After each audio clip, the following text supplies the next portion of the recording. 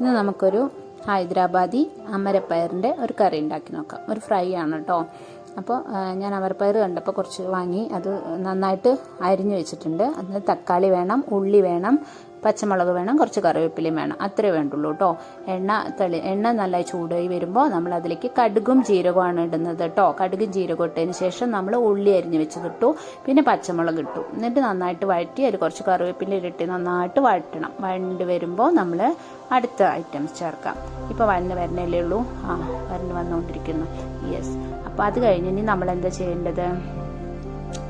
ഇഞ്ചി വെളുത്തുള്ളി പേസ്റ്റ് ഇടണം. ഇഞ്ചി വെളുത്തുള്ളി പേസ്റ്റ് ഇട്ടിട്ട് മെയിനായിട്ട് അത്രേ വേണ്ടുള്ളൂ. ഇഞ്ചി വെളുത്തുള്ളി പേസ്റ്റ്, ജീരകമാണ് ഇതിൻ്റെ ടേസ്റ്റ് നിൽക്കുന്നത് കേട്ടോ. അത് അങ്ങനെ ജീരകം മുന്തി നിൽക്കില്ല, പക്ഷെ അതാണ് സ്പെഷ്യൽ. അതാണ് ഇഞ്ചി വെളുത്തുള്ളി പേസ്റ്റ് ഇട്ടതിന് ശേഷം നമ്മൾ തക്കാളി ഇട്ടു. തക്കാളി ചെറുതായിട്ട് അരിഞ്ഞു വെച്ചാൽ അതൊക്കെ അവനവൻ്റെ ഇഷ്ടം പോലെ അരിയാം കേട്ടോ. തക്കാളി അരിഞ്ഞു ഇട്ടിട്ട് നമ്മളതും വഴറ്റിക്കൊണ്ടിരിക്കണം. ഇത് നമുക്ക് ജസ്റ്റ് ഒരു 7 മിനിറ്റ് 8 മിനിറ്റ് കൊണ്ട് നമുക്ക് ഈ കറി റെഡിയാവും കേട്ടോ. എന്നിട്ട് കുറച്ച് മഞ്ഞൾപ്പൊടി ഇടണം, പിന്നെ മുളക് പൊടി ഇടണം, മല്ലിപ്പൊടി ഇടണം. ഇത്രേ വേണ്ടുള്ളൂ. ഈ 3 പൊടികളെ വേണ്ടുള്ളൂ. അതായത് മഞ്ഞൾപ്പൊടി, മുളക് പൊടി, മല്ലിപ്പൊടി ഇത്രേ വേണ്ടുള്ളൂ കേട്ടോ. അത് ഒരു സ്പൂണ് കൂടുതൽ ഇടരുതേ, കുറച്ച് ഒരു 1/2 സ്പൂണ് നമ്മുടെ ഇഷ്ടത്തിനനുസരിച്ച് ഇടാം. അത് ഇട്ടതിന് ശേഷം ഞാൻ പറഞ്ഞത് സ്പീഡായി, അവിടെ പൊടികൾ ഇടണേ ഉള്ളൂ. ഓക്കെ.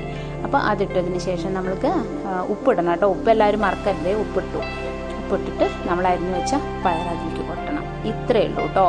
അപ്പോൾ ഞാൻ കൊട്ടിയിട്ടില്ല, കൊട്ടണേ ഉള്ളൂ.